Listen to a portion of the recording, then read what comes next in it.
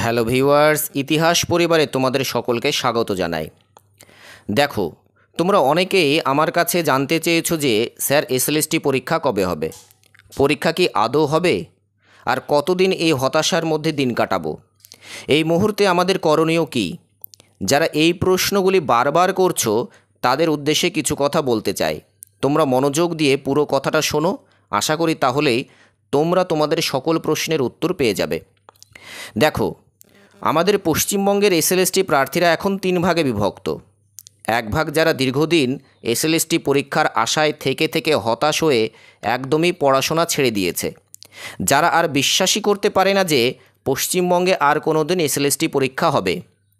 দ্বিতীয় ভাগ যারা একেবারেই নতুন, সবে 1-1.5 বছর ধরে এসএলএসটি পড়া শুরু করেছে, যারা এসএলএসটি পরীক্ষার জন্য এখনও জোর কদমে পড়ে যাচ্ছে। এবং তৃতীয় ভাগ হলো যারা দীর্ঘদিন ধরে এসএলএসটির জন্য অপেক্ষা করতে করতে হতাশায় ডুবে যাওয়ার পরেও হতাশাকে একদিকে রেখে শিক্ষক হওয়ার স্বপ্নটাকে বাঁচিয়ে রেখে সামান্যতম আশা নিয়ে হলেও এখনও এসএলএসটির জন্য টুকটাক পড়া চালু রেখেছে। এবার এই অবস্থায় যদি এসএলএসটি পরীক্ষা হয় তাহলে সবথেকে বেশি লাভবান হবে কারা? দেখো, এটা 100% গ্যারান্টি দিয়ে বলা যাবে না যে এই মাসেই বা এই বছরেই নতুন এসএলএসটি পরীক্ষা হবে, তবে হবার সম্ভাবনা কিন্তু রয়েছে প্রবল।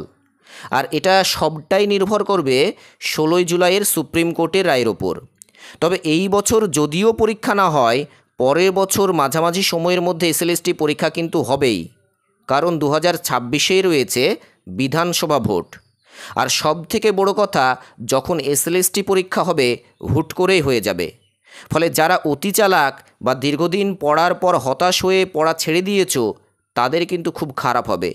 নোটিফিকেশান দিলে 1.5 মাস সময় পাবে কিনা সন্দেহ। যেমন 2016 সালে ফর্ম ফিল আপের পর পরীক্ষার জন্য হাতে মাত্র 28 দিন সময় ছিল। এবার মাদ্রাসাতে হুট করে প্রাইমারি আপার প্রাইমারিতে 10 দিন, আর নবম থেকে দ্বাদশ শ্রেণীর জন্য মোটেই পড়ার সময় দিল 35 দিন। ফলে দেখা যাচ্ছে যারা হতাশ হয়ে পড়াশোনা ছেড়ে দেবে বা যারা ভাবছো নোটিফিকেশনের পর পড়া শুরু করব, তারা কিন্তু মারাত্মক লেভেলের ভুল করবে। কারণ পশ্চিমবঙ্গের যে পরিমাণ বিএড ক্যান্ডিডেট পরীক্ষার আশায় বসে রয়েছে, সেই কম্পিটিশনে তুমি কিন্তু হারিয়ে যাবে যদি না এখন থেকেই টুকটাক পড়া চালিয়ে যাও। কারণ এখানে মারাত্মক লেভেলের প্রতিযোগিতা হবে। ফলে যারা হাল ছেড়ে দেবে তারাই কিন্তু হেরে যাবে।